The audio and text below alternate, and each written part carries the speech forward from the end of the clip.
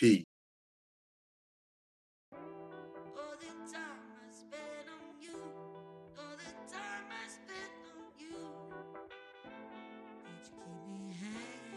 Bon, j'avais des voisins, le papa, il était coach des jeunes de basket, et donc il m'invitait les dimanches à venir en famille avec eux, regarder le match de la semaine de la NBA sur ABC. Et à l'époque, c'était presque chaque semaine Bill Russell contre Wilt Chamberlain, Philadelphie contre Boston. Bon, avant cela, il m'a fait découvrir le basket avec les Globetrotters, j'avais 6 ans, et déjà, ça m'a plu. Bon, après, à partir de 8 ans, il m'invite pour regarder le match NBA de la semaine chaque dimanche. Bon, là, je deviens complètement fou. Quand je vois Wilt Chamberlain qui tient le ballon comme une pamplemousse, j'ai dit, mais attends, mais ce type, c'est comme Wemby maintenant, c'est un extraterrestre. J'ai jamais vu un géant comme ça. En plus, il joue super bien au basket. Il met 50 points par match. Il tue tout le monde. Donc, je découvre un monde de rêve que je connaissais absolument pas. Et donc, après, avec le même monsieur, il m'invite à faire partie de la petite équipe locale avec ses fils. Donc, à 10 ans, je commence à jouer moi-même. Je vois que j'ai une petite adresse et ça me plaît. Et je passe de plus en plus de temps chaque année à faire du basket, tu vois. Mais les premiers matchs, je me souviens très bien, il y avait une générique à la fin du match où on voyait Wilt Chamberlain péter un gros dunk et ça faisait chavirer le support du panier pendant 3 minutes. C'est-à-dire, on faisait des allers-retours et le panier bougeait encore. Il n'y avait pas les ressorts sur les cercles, tu vois. Et après un gros dunk, il tourne le dos à la caméra et il remonte le terrain avec le ballon dans une main. Et honnêtement, le ballon n'était pas plus grand qu'une pamplemousse. Et donc, j'ai dit, mais ce type-là, c'était ma star préférée de l'époque, quoi. Et donc, c'était une belle manière de découvrir ce sport. J'ai essayé de faire partie de l'équipe première à Winter Park High School, qui était un des lycées les plus réputés de tout l'État de Floride. Et j'étais toujours un peu court pour faire partie des 15 joueurs sélectionnés. La dernière année, j'étais en train de gagner ma place, enfin, à force de bosser chaque été et j'espère progresser correctement. Mais j'ai eu une pneumonie et ça a complètement brisé mon élan. Et donc, je n'allais pas pouvoir retrouver une forme suffisante pour faire partie de l'équipe. Et le coach, très gentiment, m'a proposé de devenir le speaker dans la salle pour les matchs. Bon, il faut dire qu'il y avait 3000 personnes par match pour voir des matchs de lycée. Hein. C'est difficile à comprendre en France. En plus, mon meilleur pote avec qui, justement, j'ai joué et progressé pendant longtemps était la vedette de l'équipe. C'était le deuxième meilleur joueur de tout l'État de Floride.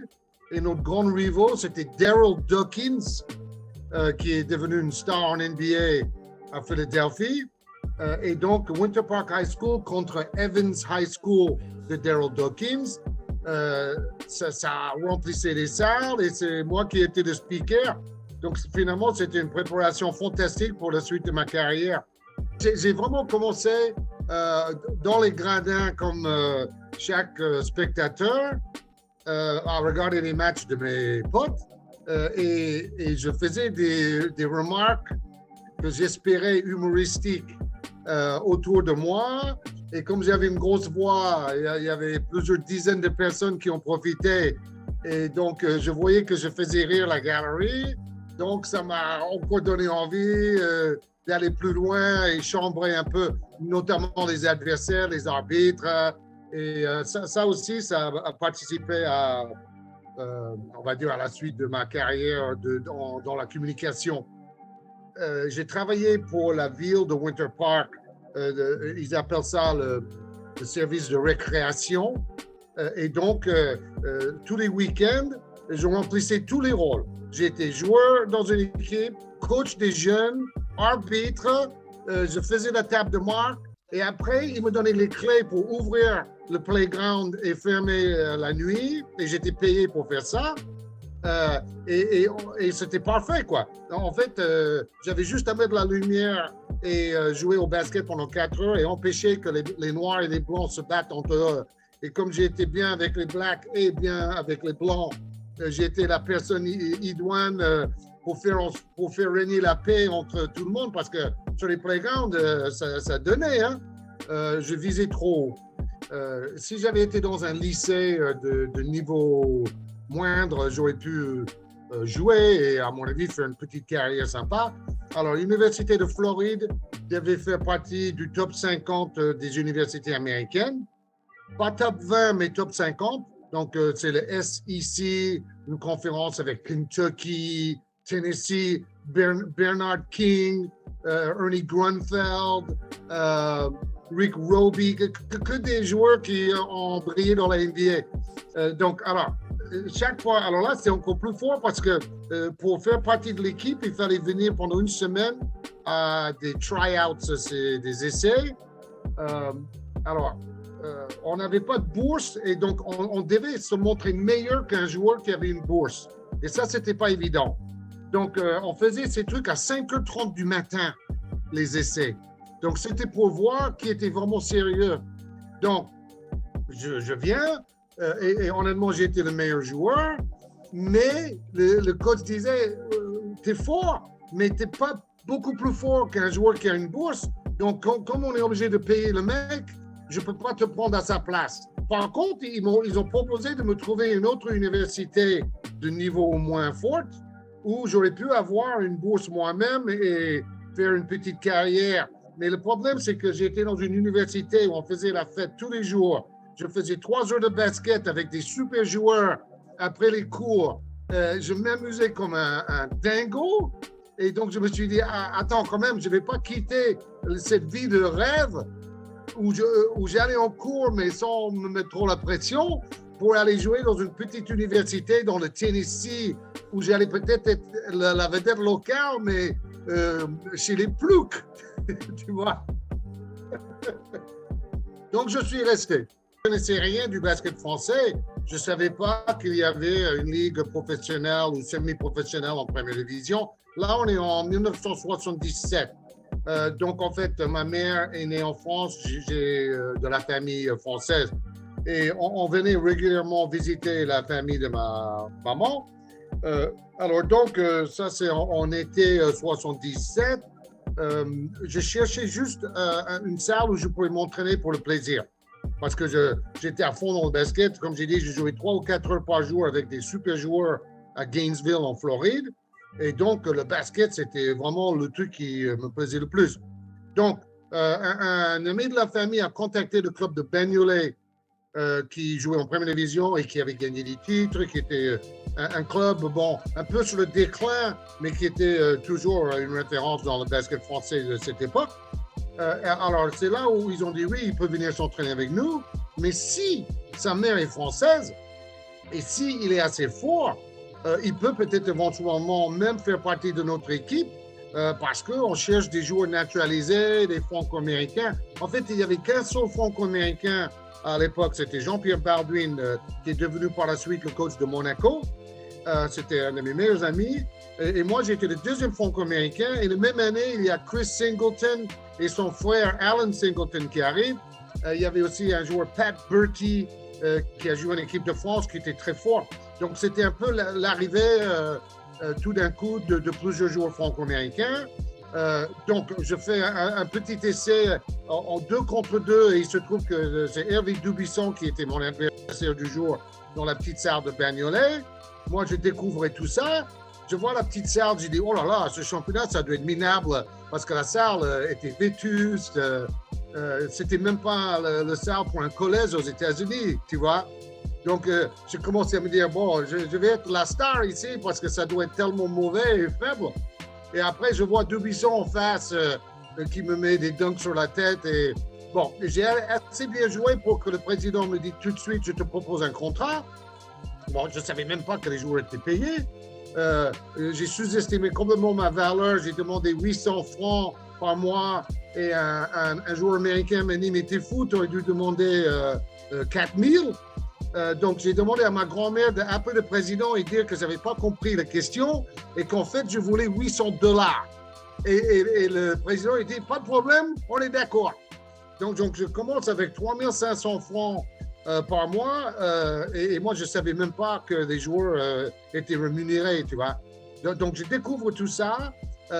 Et bon, au début, j'ai du mal à m'imposer parce qu'il y a une vedette locale, Laurent Dorigo, qui est le shooter de l'équipe international, 15-20 points par match. C'était son frère Max Dorigo, une légende, qui était le general manager.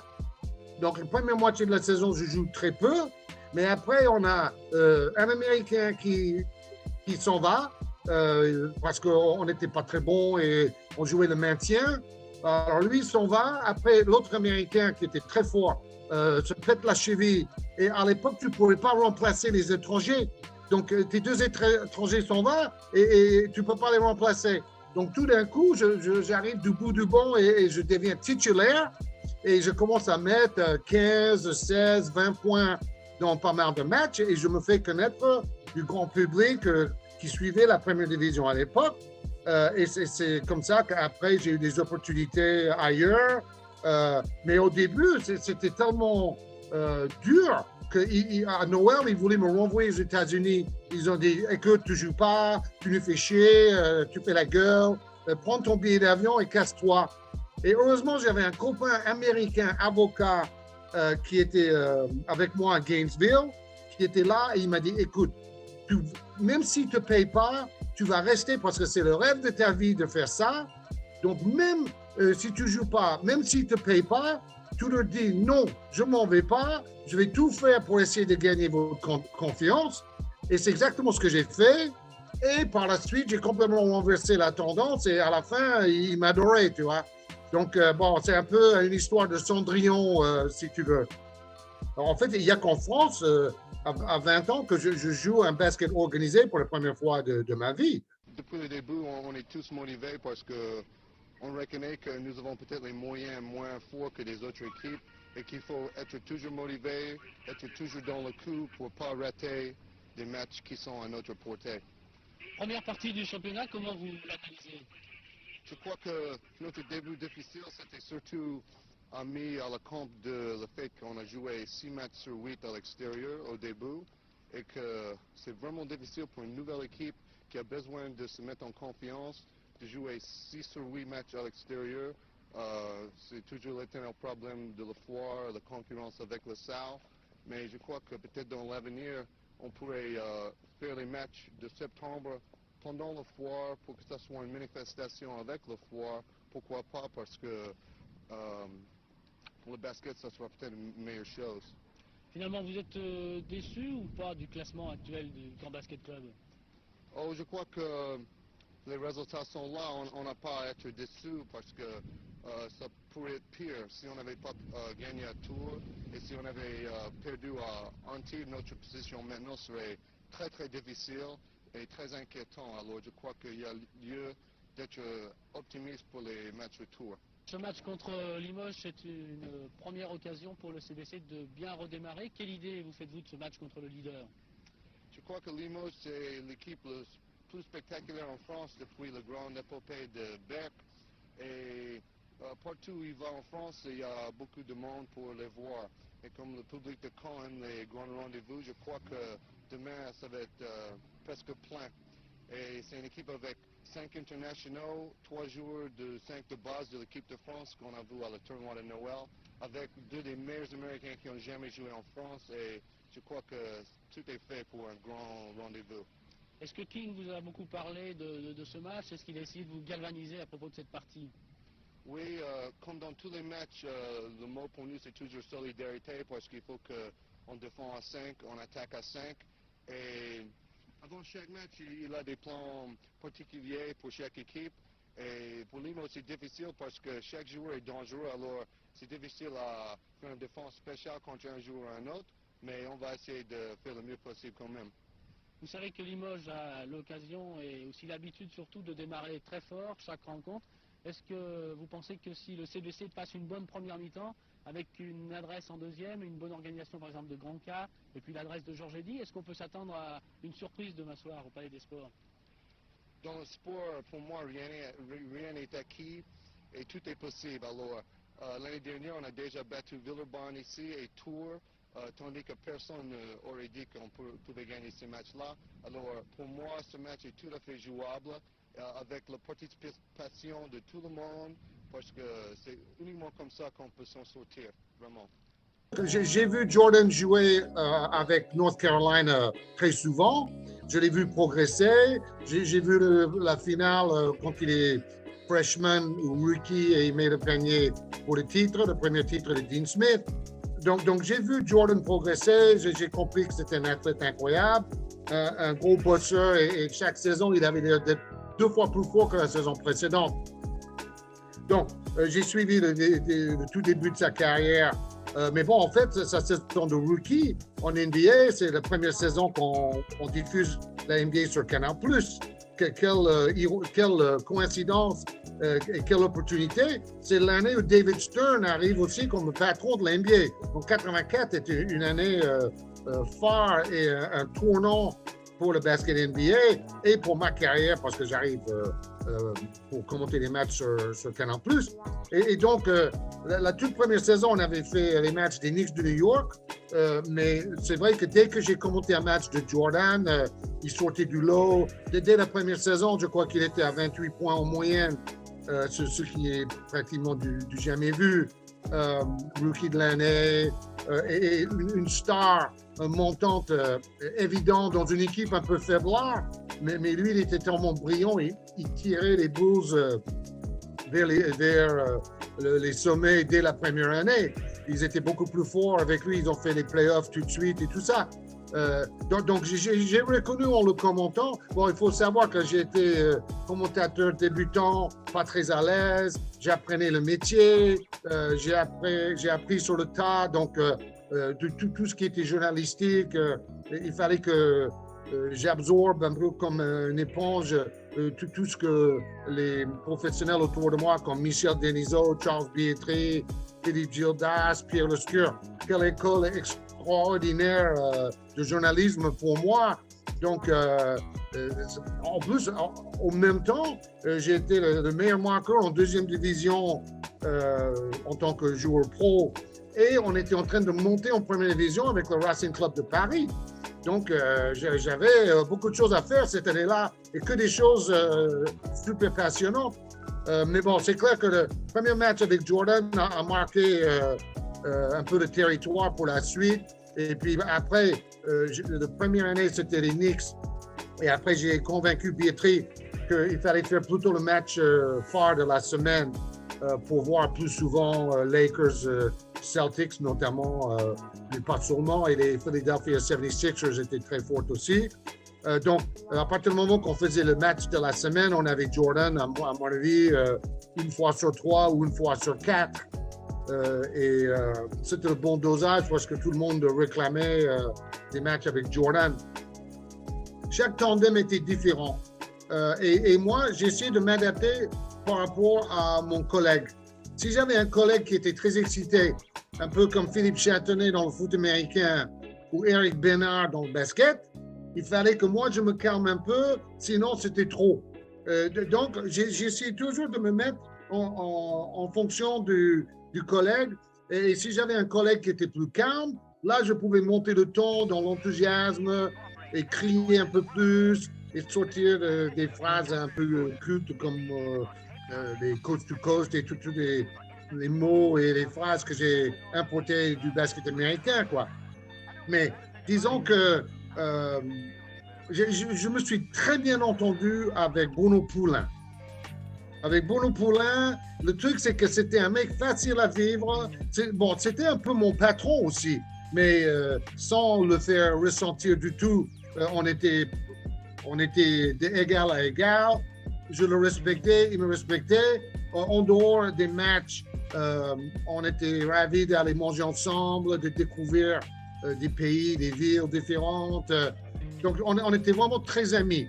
Avec Bernard, on était pareil, mais un peu différent, quoi. Lui, il était, et c'est normal, il avait beaucoup d'ambition et il est parti rapidement vers le foot parce qu'il sentait qu'au niveau du foot, il pouvait toucher une plus grande audience. Donc, c'est tout à fait logique son choix.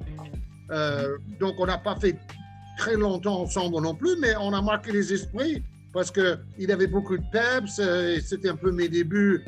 Donc, ça collait très bien entre nous. Après, avec David Cosette, c'était encore autre chose. Moi, j'étais plus vieux, donc j'étais un peu son mentor. Lui, c'était le petit jeune qui grimpait dans l'échelon et qui était très bon. Et je pense qu'il a toujours été très fort pour mettre en valeur le consultant. Il ne parlait pas trop. Et il appliquait les méthodes de Pietri qui disait que c'est lui qui fait le descriptif, le journaliste.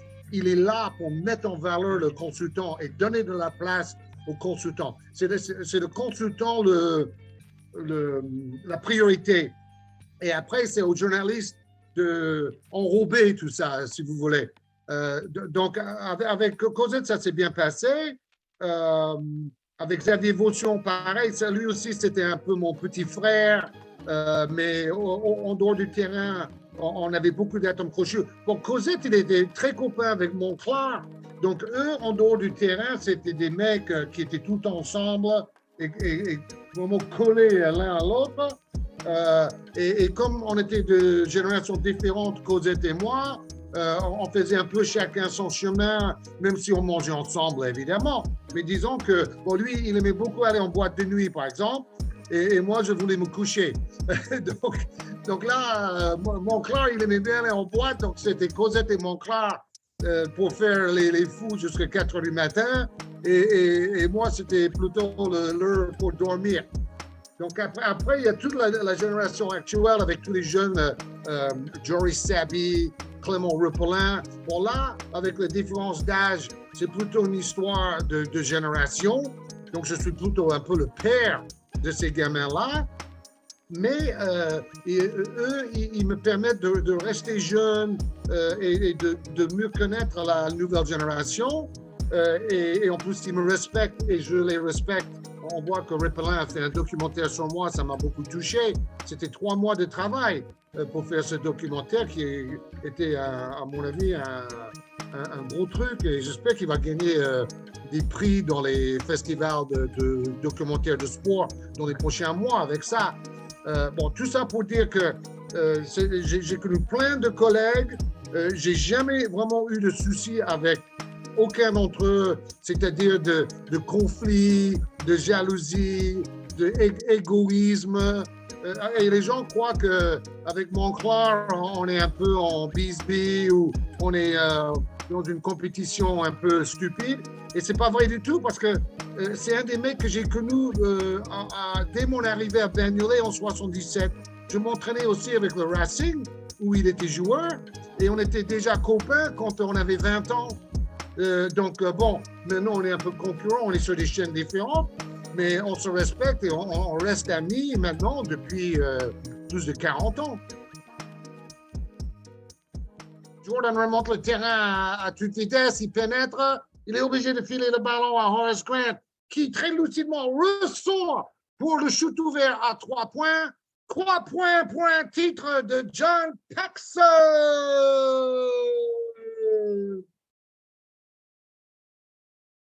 Allez, longue vie à MVIP.